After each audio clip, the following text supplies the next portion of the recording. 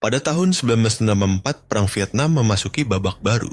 Insiden di Teluk Tonkin menjadi pemicu eskalasi besar-besaran konflik, mengubah perang ini menjadi salah satu pertempuran paling berdarah di abad ke-20. Pada Agustus 1944, kapal perang AS USS Maddox dilaporkan diserang oleh kapal patroli Vietnam Utara di Teluk Tonkin. Meski bukti serangan kedua dipertanyakan, insiden ini digunakan oleh Presiden Lyndon B. Johnson untuk meminta Kongres meloloskan resolusi Teluk Tonkin. Resolusi ini memberi Johnson kekuasaan penuh untuk meningkatkan keterlibatan militer AS tanpa deklarasi perang resmi. Pada tahun 1965, AS meluncurkan operasi Rolling Thunder, kampanye pemboman besar-besaran terhadap Vietnam Utara. Tujuannya adalah untuk melemahkan kemampuan militer Vietnam Utara dan memaksa mereka menyerah. Namun, alih-alih menyerah, Vietnam Utara semakin memperkuat perjuangan mereka, dibantu oleh Uni Soviet dan Cina. Pada tahun yang sama, pasukan tempur ala-esa pertama tiba di Vietnam Selatan.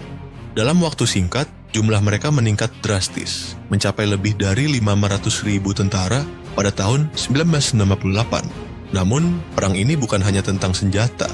Medan yang sulit, taktik gerilya Viet Cong, dan dukungan rakyat kepada Vietnam Utara membuat pasukan AS menghadapi tantangan besar. Pada awal 1968, serangan Tet mengguncang dunia.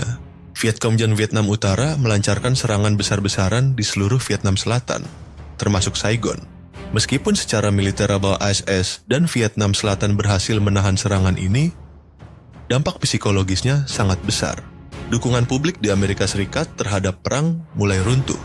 Di Amerika, protes anti-perang meledak. Masyarakat mulai mempertanyakan alasan keterlibatan AS di Vietnam. Pada tahun 1969, Presiden Richard Nixon memulai kebijakan Vietnamisasi, menarik pasukan AS secara bertahap, dan menyerahkan tanggung jawab perang kepada Vietnam Selatan. Sementara itu, negosiasi damai di Paris terus berlangsung. Pada Januari 1973, perjanjian damai Paris ditandatangani. Pasukan AS mulai ditarik, tetapi konflik di Vietnam belum benar-benar berakhir. Eskalasi konflik ini meninggalkan luka mendalam, tidak hanya bagi Vietnam, tetapi juga bagi Amerika Serikat dan dunia.